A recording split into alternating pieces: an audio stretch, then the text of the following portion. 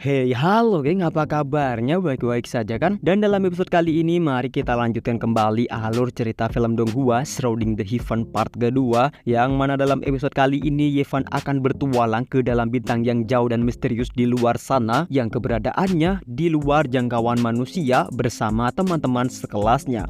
Lalu petualangan seperti apa yang akan mereka lalui di sana? Dan untuk itu, mari kita langsung saja simak bersama alur cerita filmnya. Dan setelah di akhir episode sebelumnya, Yevan dan teman-temannya tersedot ke dalam peti mati, hingga setelah peristiwa itu terjadi sebuah portal antar dimensi terbuka yang menandakan bahwa Yevan dan teman-temannya akan dibawa pada dimensi lain dalam sekejap mata.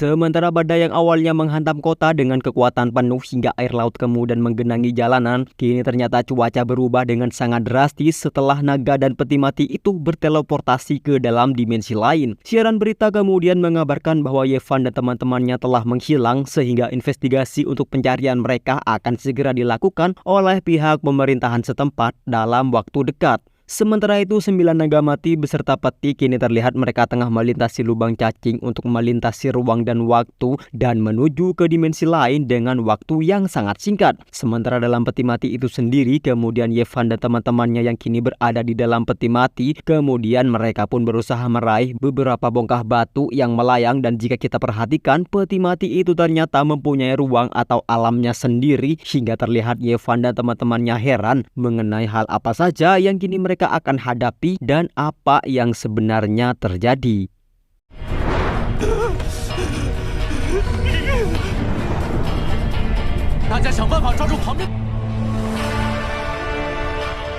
Batu-batu itu kemudian perlahan menyatu untuk kemudian mereka semua diarahkan untuk menuju ke sebuah altar lagi, dan membuat mereka bertanya-tanya mengapa sedari tadi mereka melihat begitu banyak peti mati, karena di depan mereka terdapat sebuah peti mati misterius lagi. Yevan yang bijaksana kemudian berusaha menenangkan teman-temannya, hingga kemudian ia menyuruh teman-temannya berhitung karena ditakutkan salah satu dari mereka tertinggal atau bahkan menghilang dengan misterius, hingga ketika proses perhitungan selesai dilakukan ternyata jumlah mereka melebihi jumlah yang seharusnya, hingga tiba-tiba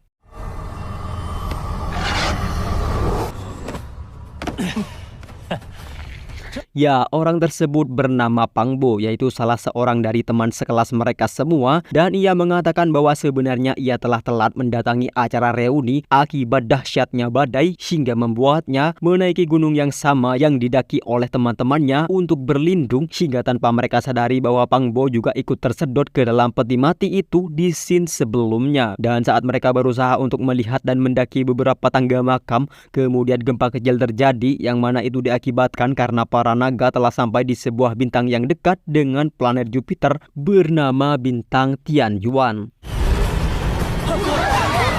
Kilatan petir mulai menyambar di sekitar makam yang mana itu diakibatkan oleh energi mistis yang akan membawa mereka untuk keluar dari makam itu untuk suatu tujuan tertentu.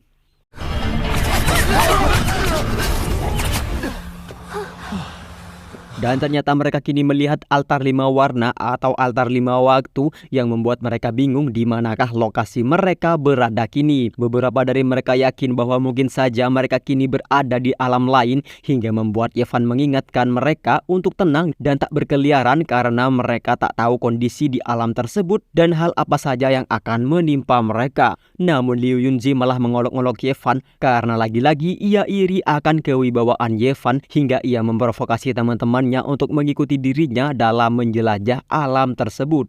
Dalam perjalanan kemudian mereka menjumpai sebuah manuskrip kuno yang bertuliskan surga dan jurang yang menandakan kini mereka tak lagi berada di bumi. Itu dibuktikan dengan terlihatnya planet Jupiter dengan cukup jelas, dan hal tersebutlah yang menjadi bukti kuat bahwa mereka kini tak lagi berada di bumi. Cengkong sangat tak terima akan fakta tersebut dan membuatnya panik, hingga tanpa ia sadari kemudian ternyata ia baru saja menginjak pasir hisap, hingga kecerobohannya sendiri tersebut hampir saja dapat merenggut nyawanya jika saja teman-temannya tak berinisiatif untuk menyelamatkan Cengkong. 我不信！小心，别去！小心路上！还是先回祭坛吧。Dan saat Pang Bo beserta Yevan menaiki sebuah patung berbentuk tangan, kemudian mereka melihat sebuah titik cahaya di atas sebuah kuil misterius dan membuat mereka berusaha untuk menuju kuil itu. Mana tahu mereka menemukan petunjuk tentang di manakah keberadaan mereka dan bagaimana caranya untuk menuju bumi kembali. Yevan memperingatkan bahwa mungkin saja masih terdapat begitu banyak pasir hisap yang lain dan menuntut mereka untuk selalu waspada setiap saat. Perlahan namun pasti mereka mencoba menyusuri lahan gersang itu bersama-sama, dan dalam perjalanannya mereka menjumpai begitu banyak reruntuhan kuno, namun mereka tak terlalu memperdulikan hal tersebut. Singkatnya kemudian sampailah mereka di depan kuil tersebut hingga satu persatu dari mereka mencoba memasuki kuil. Namun sebelum itu Yevan melihat suatu benda dan mencoba menghampiri benda tersebut, dan benar saja kemudian ia mendapatkan suatu benda misterius yang terlihat seperti sebuah batu berharga, yaitu batu giok.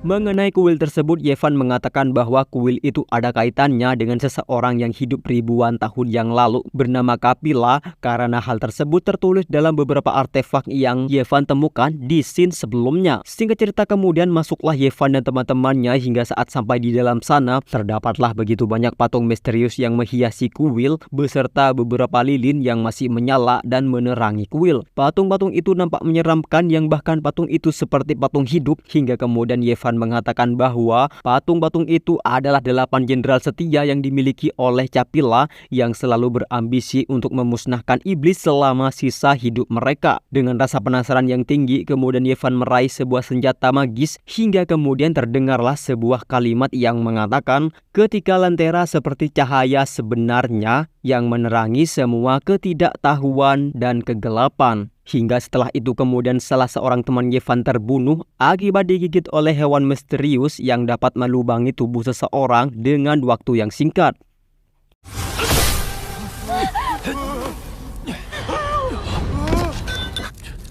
这3寸钉什么玩意儿？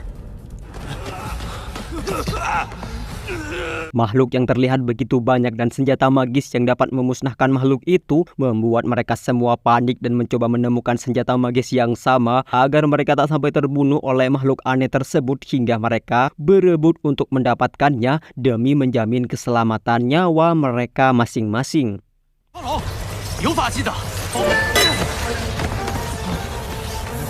Perebutan senjata magis membuat mereka tak lagi memikirkan nasib orang lain dan lebih mementingkan keselamatan mereka sendiri, yang kemudian Yevan mengingatkan untuk saling menjaga satu sama lain. Hingga tanpa mereka sadari sesuatu yang besar tepat berada di bawah kaki mereka, dan dengan terjadinya hal tersebut kemudian muncullah begitu banyak makhluk aneh tadi dan mendesak mereka untuk berjuang mati-matian demi keberlangsungan hidup mereka sendiri.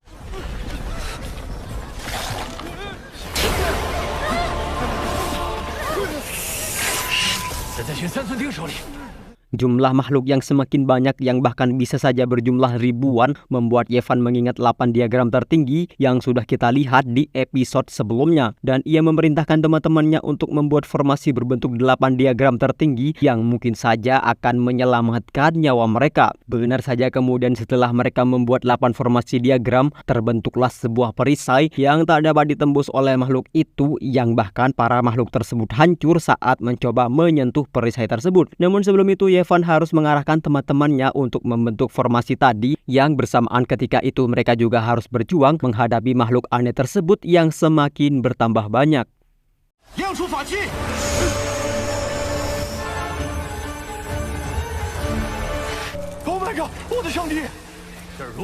Sesampainya di luar kuil dengan begitu perlahan kemudian mereka melangkah dengan sangat hati-hati, namun kemudian terdapat celah yang membuat makhluk tersebut dapat memasuki formasi dan membuat Pang Bo beserta Yevan berusaha untuk meraih sebuah senjata magis lagi yang berbentuk plat di atas pintu kuil. Hingga setelah berhasil mendapatkannya, Pang Bo menggunakan plat itu sebagai pelindung atas untuk mencegah para makhluk tersebut memasuki perisai. Dan dengan mereka membentuk perisai tadi, ternyata kemudian terbentuklah juga sebuah perisai raksasa yang ternyata mereka semua kini menjadi senter atau titik tengah dari perisai raksasa tersebut. Sementara itu altar 5 warna kini memancarkan cahaya yang akan segera membentuk portal antar dimensi, namun karena tak ada persembahan yang dilakukan, maka portal itu tak sampai terbuka hingga kemudian Yevan berinisiatif untuk mengarahkan teman-temannya menuju altar, namun tiba-tiba makhluk itu semakin bertambah banyak dan mungkin saja kini jumlahnya mencapai ribuan. Perisai yang semakin melemah dan jumlah makhluk tersebut yang makin banyak kemudian membuat Yevan mengingat akan kata-kata atau mantra yang ia dengar di dalam kuil hingga ia membacanya dan membuatnya berhasil membunuh begitu banyak makhluk ganas tersebut.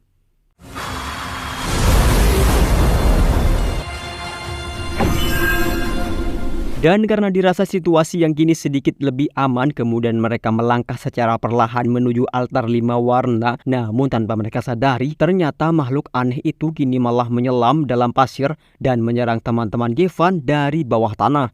Mereka semua panik, akan tetapi kemudian Liu Yunzi malah lebih mementingkan keselamatannya sendiri dan malah karena ulahnya lah formasi tersebut tiba-tiba kacau dan hancur karena keegoisan Liu Yunzi yang hanya mementingkan keselamatannya sendiri. Dengan sekuat tenaga kemudian mereka pun mencoba melarikan diri secepat mungkin untuk menuju ke arah altar. Terlebih perisai raksasa itu kini makin mengecil dan akan menghancurkan siapapun yang berani menyentuh altar tersebut.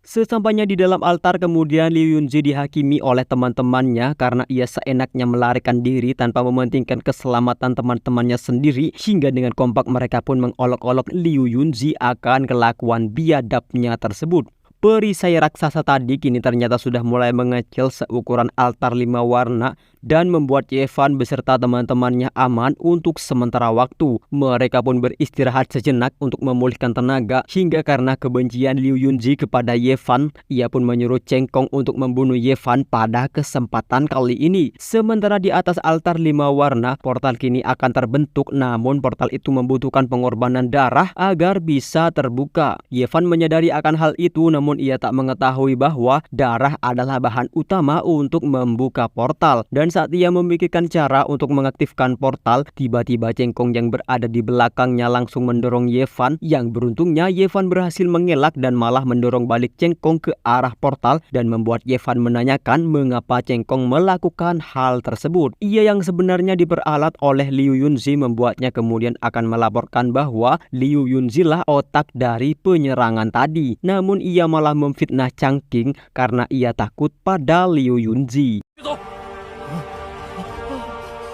是李长杰给我出的主意，他让我抢战士的骨头。混蛋！ Sementara dari arah kuil terjadi hentakan besar yang kemudian menghancurkan kuil itu hingga seekor makhluk yang disebutkan adalah leluhur buaya keluar dari arah bawah kuil hingga membuat perisai terbuka beberapa saat. Makhluk-makhluk ganas tadi pun memasuki perisai dan menciptakan kepanikan kembali hingga membuat teman-teman Yevan harus berjuang lagi untuk membunuh para makhluk tersebut. Namun ternyata kemudian Yevan menyadari bahwa darah makhluk tersebut membuat satu persatu altar mulai terbuka hingga ia memerintahkan teman-temannya untuk membunuh lebih banyak makhluk ganas tersebut dan menggunakan darah mereka sebagai bahan pengorbanan sehingga mereka akan berhasil untuk membuka portal antar dimensi. 有这东西，血祭八卦图，开启星空之门，我们离。